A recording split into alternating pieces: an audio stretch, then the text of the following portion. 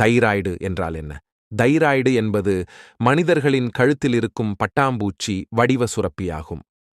மூளை, இதயம், தசைகள் மற்றும் பிற உறுப்புகள் சரியாக இயங்குவதற்கு தேவையான ஹார்மோன்களை தைராய்டு சுரப்பி வெளியிடுகிறது.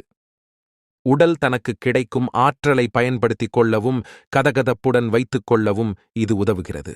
ஒரு வகையில் மனித உடலுக்கு தைராய்டு சுரப்பி ஒரு பேட்டரி போன்றது. ஒருவேளை இந்த சுரப்பி ஹார்மோன்களை குறைவாகவோ கூடுதலாகவோ சுரந்தால் தைராய்டு நோய்க்கான பிரச்சனை உண்டாகிறது.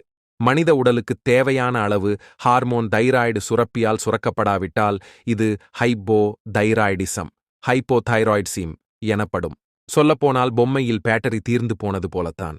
ஹைப்போதைராய்டிசம் வந்தால் மனித உடல் எந்த அளவு ஆற்றலுடன் இயங்க முடியுமா அதைவிட குறைவாகவே இயங்கும். இதனால் பாதிக்கப்பட்டவர்கள் விரைவில் அயர்ச்சி அடைந்து விடுவார்கள். இவர்கள் அதிகளவில் கேஃபீன் எடுத்துக்கொண்டவர்களைப் போன்றவர்கள்.